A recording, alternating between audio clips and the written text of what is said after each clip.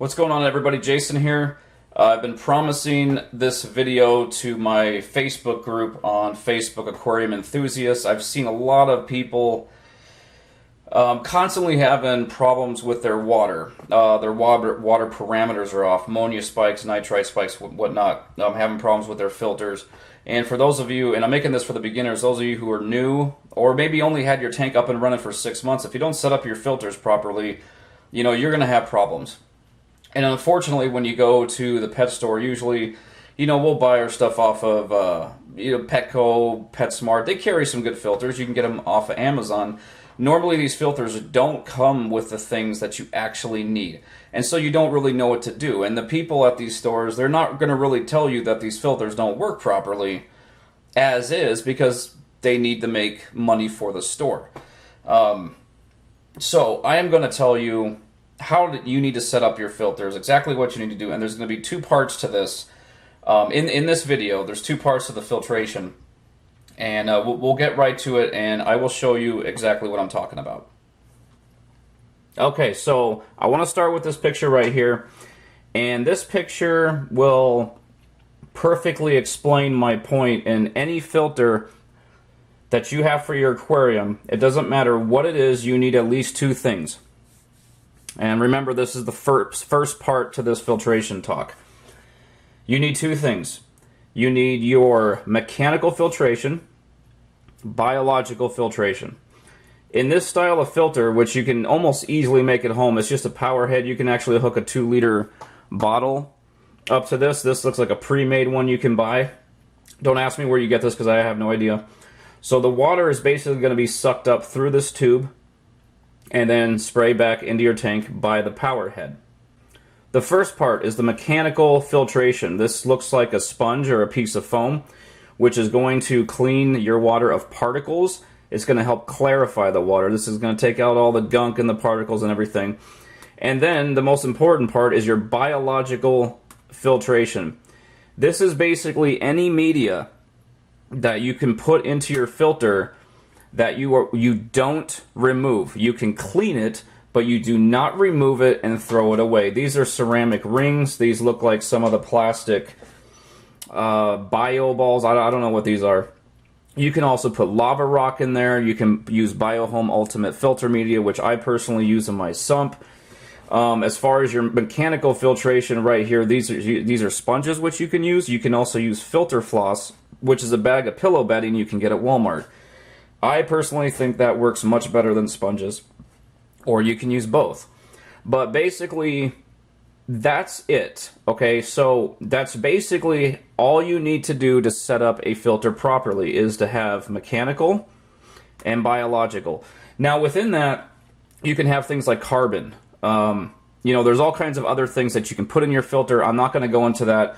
That depends on different fish, different water parameters, maybe saltwater tank, things like that. I stopped using carbon a long time ago. I didn't need it. It did not affect my water at all.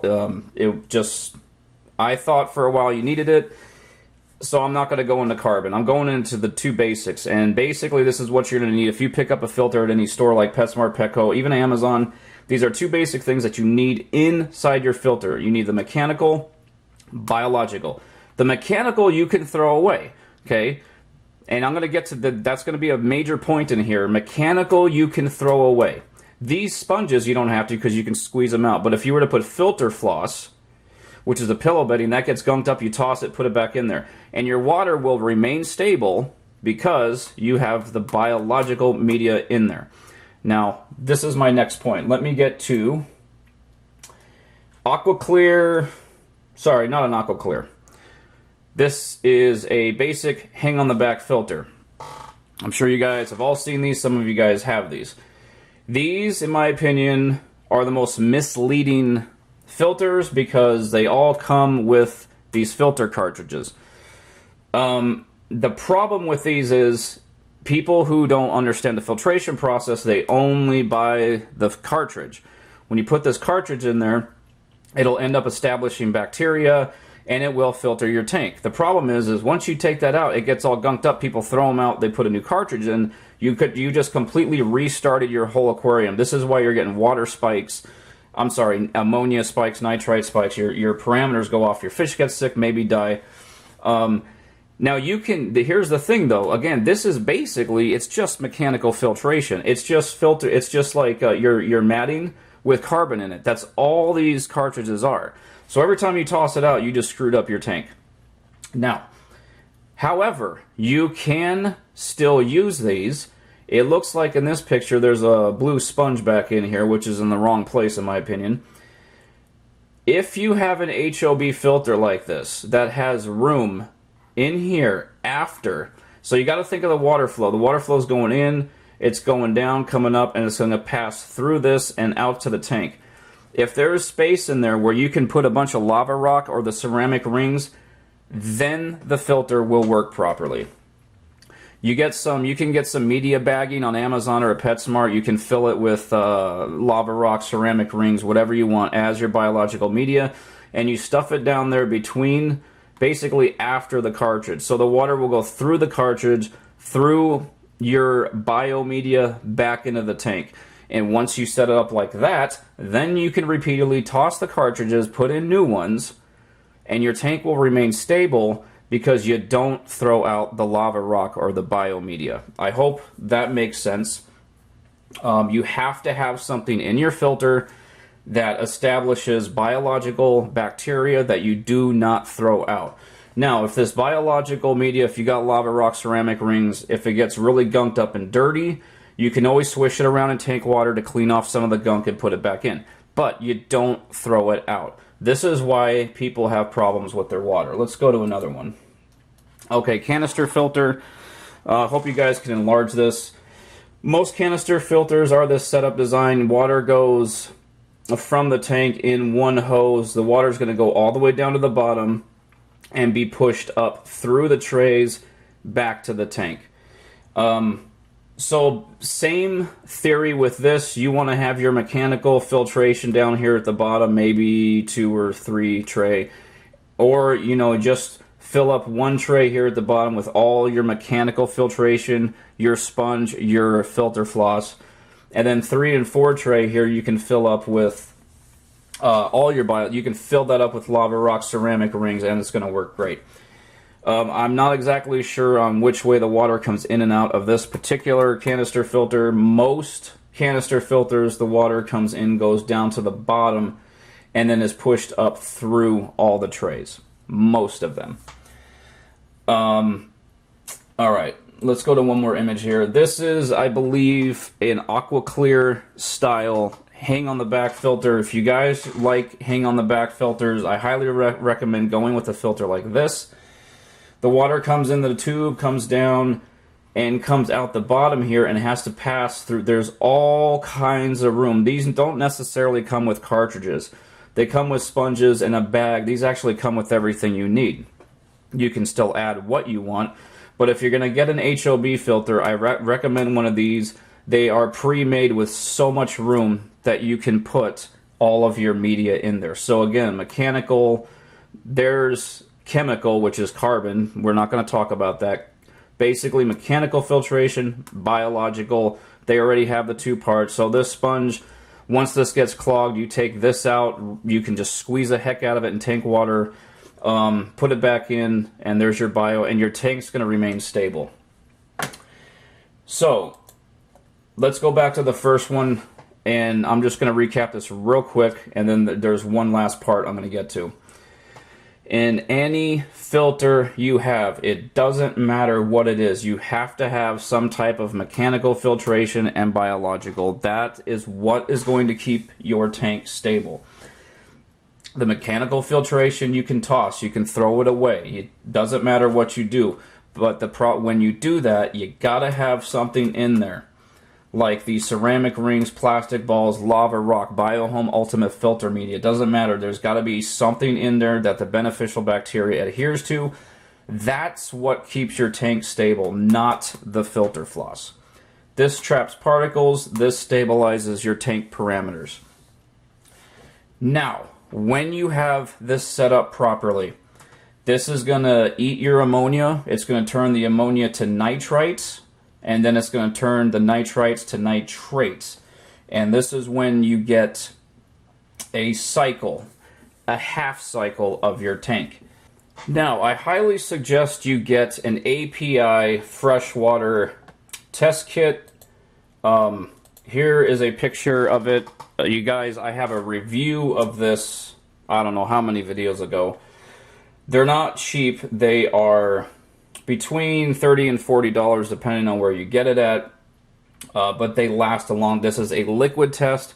This is way more accurate than the stupid test strips.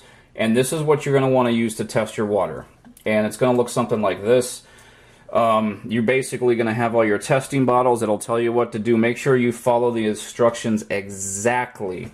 And then you've got a pH, range test, ammonia, nitrite, nitrates. Now, if your filter's set up properly, your ammonia is usually going to be between 0 and 0.25 right here. You're always going to have like a tiny little bit, even if it's set up properly. As soon as something starts decaying in your tank, it's going to create ammonia, but as soon as it goes in the filter, it's gone.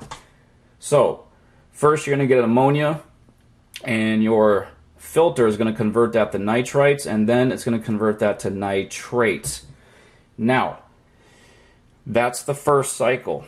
The problem is even if you set up your filter like this, it is not going to get rid of, or it's not going to fully get rid of, nitrates. This is why we do water changes. No matter, you can have your filter set up so good, and your ammonia and nitrite's always going to be 0. You're going to test, no matter when you test it, this is always going to be good. And me personally, I usually have, I think, around maybe 10-20 ppms of nitrates, and I do a 50% water change every day. However, they usually stay like that. I have BioHome Ultimate Filter Media, which has been proven to reduce nitrates. Most filter media is not going to reduce your nitrates. You do not have a complete cycle unless your filter can actually reduce this without you doing a water change. Now, that's up to you. That's up to you to whether you want to rely on water changes, which we all pretty much do, or you need to pimp your filter to reduce the nitrates by itself. Alright, there's 2 videos I want you guys to watch, and if you've made it this far in my video, make the time to watch these 2 videos. I'll try to put links in the description. I don't know if I can, so if I can't, this is what I'm going to show you. Shout out to Tazawa Tanks. I'm subscribed to this guy. I believe his name is Zenzo. This guy is a badass, and the video I want you guys to watch is this one right here, removing nitrates from your fish tank. The whiteboard is back. You need to watch this. It's only 11 minutes. You can find the time. Watch this video. I will try to put a link in the description. The other one I want you to watch is the one and only Pond Guru. Filtration, filtration, filtration. The nitrogen cycle and bacteria in an aquarium filter. You need to watch this one. This one's a little bit longer. It's almost 25 minutes, but you need to watch it.